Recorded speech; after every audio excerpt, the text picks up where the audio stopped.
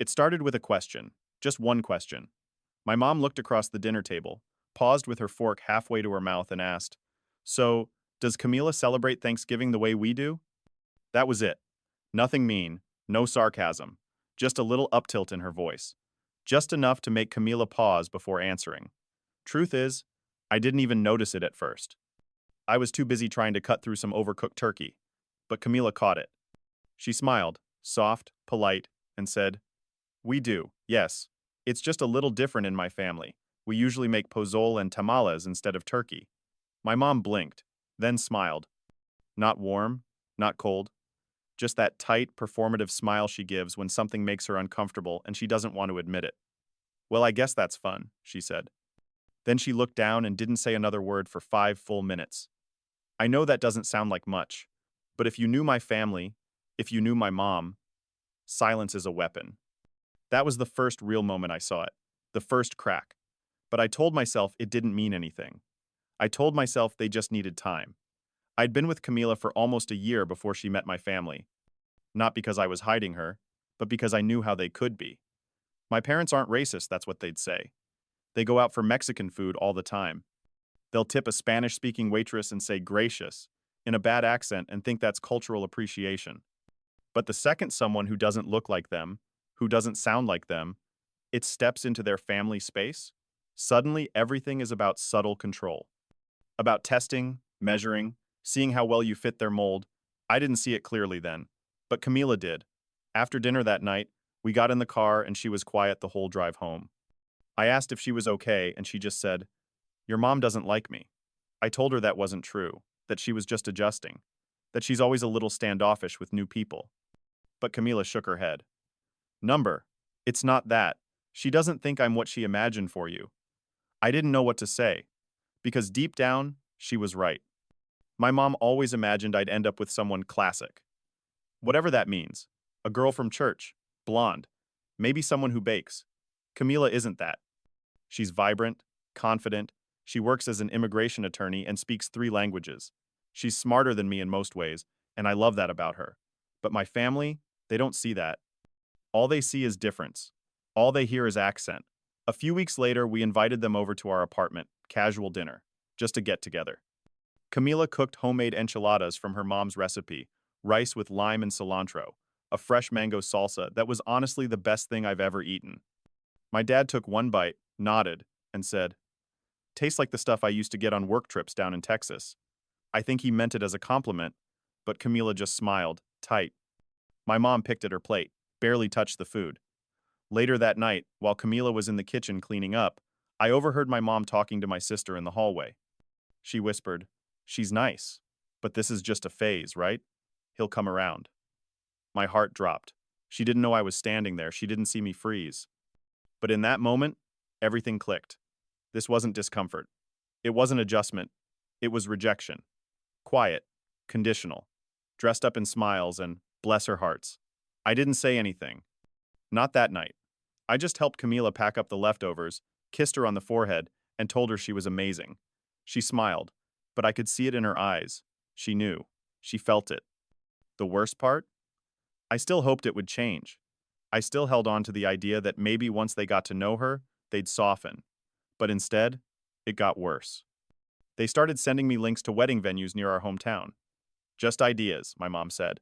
She sent a list of caterers, all traditional, no flexibility, no conversation, just assumptions.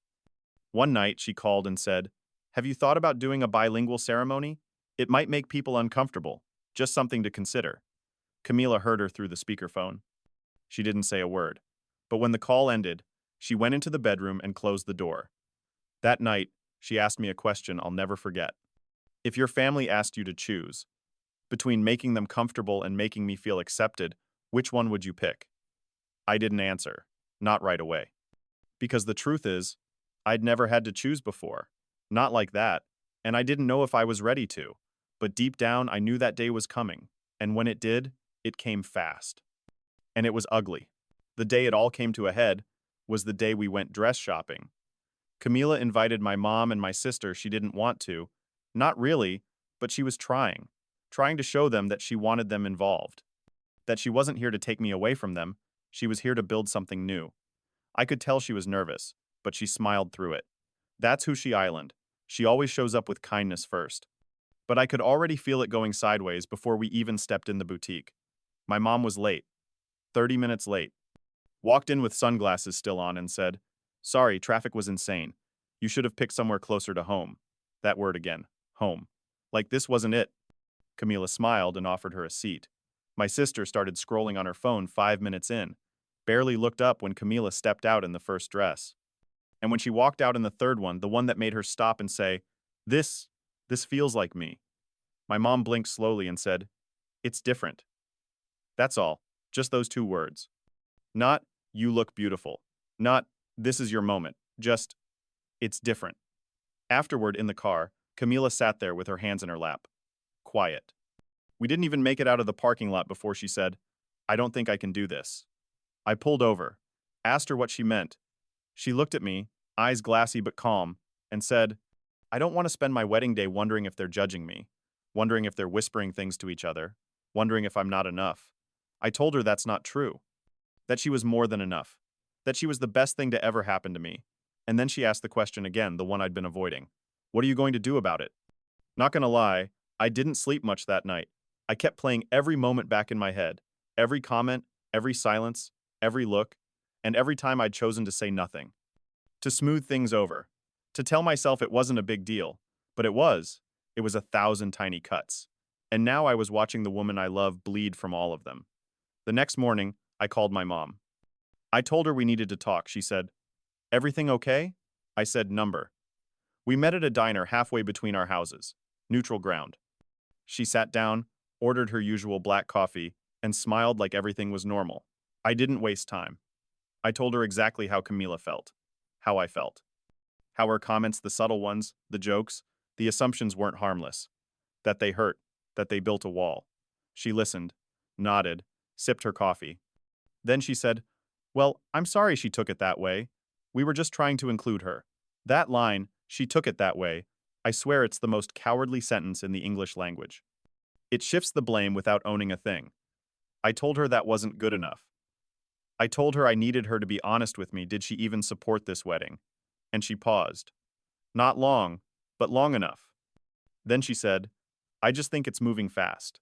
And I don't know if she shares our values. It's not about where she's from. It's just, she's not what I pictured for you." That was it. The softest version of the ugliest truth. She didn't see Camila as family. She saw her as foreign, as other, as someone she could tolerate, but never truly welcome. I sat there, and I realized something. For months, I had been hoping my family would come around, that they would change, that they would grow. But what I should have been doing was protecting Camila from the very start. I paid the bill, stood up, and said the one thing I should have said at the very beginning: if you can't accept her as family, then you don't get to be part of this one. My mom looked stunned. She opened her mouth, but no words came out. I walked out, didn't look back. That night, I told Camila we were changing the guest list. She looked scared, like she didn't want to be the reason for a family rift. But I told her, no, this isn't about you. It's about me finally acting like the man you deserve. The next week, we sent out new invitations, smaller venue, fewer guests, and a note that said, "We're celebrating with those who celebrate us." No one from my family made the cut. Not even my sister.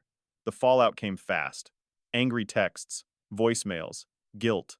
My aunt called me and said, "You're throwing away your family for a woman?" I said, "Number, I'm choosing someone who never made me feel like I had to earn her love." And I hung up. For the first time in my life, I felt free. And I hadn't even said I do yet. The morning of our wedding was quiet, peaceful. No chaos, no drama. Just Camila and I, in a little adobe-style inn outside Santa Fe, where the sun hit the courtyard in a way that made everything feel golden. Her cousins were in the kitchen, making coffee and laughing about something I couldn't hear. My best friend was outside lighting candles in jars. Someone had hung papal picado across the trees the night before, and they fluttered gently in the breeze like soft applause. Truth is, I was nervous. Not about marrying her, never about that. But about the absence, the weight of who wasn't there. No parents, no siblings, no childhood faces looking back at me as I said my vows. I kept waiting for the sadness to crash in, for the ache of missing blood to hit me like a brick, but it didn't. because right then, Camila walked out of the room and everything else faded. She wore this white dress with delicate hand embroidery from her grandmother's town. She didn't look like anyone's idea of a traditional American bride. She looked like her, fully, unapologetically, herself. And I knew in that second, I hadn't lost a family. I'd finally chosen one. The ceremony was small, just 24 people. Her parents stood beside her, proud and beaming. Her brother, who barely speaks English, gave a toast in a mix of Spanish and tears. And when it was my turn to speak, I threw out the paper I'd written. I looked Camila in the eyes, held her hands, and told her the truth.